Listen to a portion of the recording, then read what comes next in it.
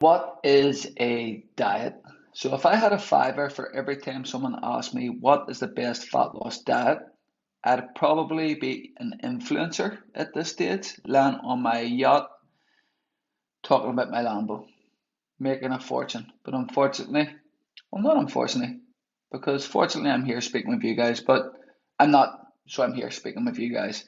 So the term diet has so much stigma around it, and it's important that I try and encourage to change that perspective. By definition, it's the kinds of food that a person, animal, or community habitually eats. It's no more labels beyond that. So it's very important that you understand that the perfect diet doesn't exist.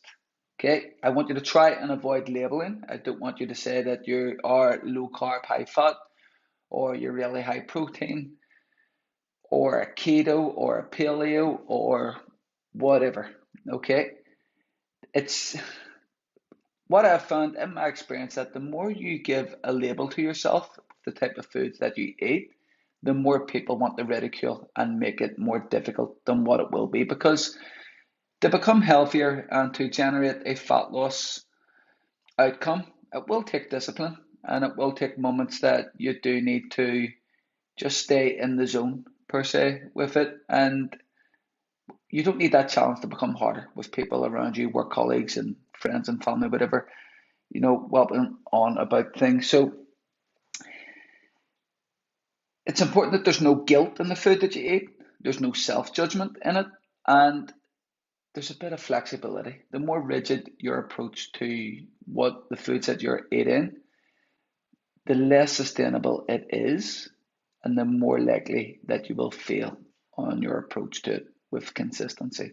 So remember, the best fat loss diet is the one that allows you to eat the most food, but yet still content with your rate of loss.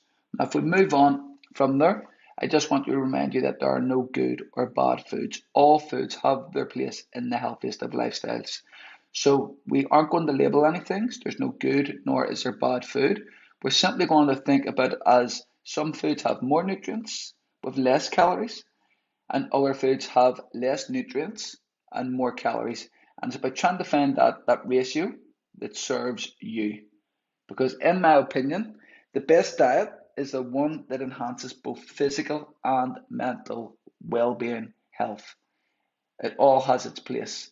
And in order for this to be a long term change, it's very important that we are realistic.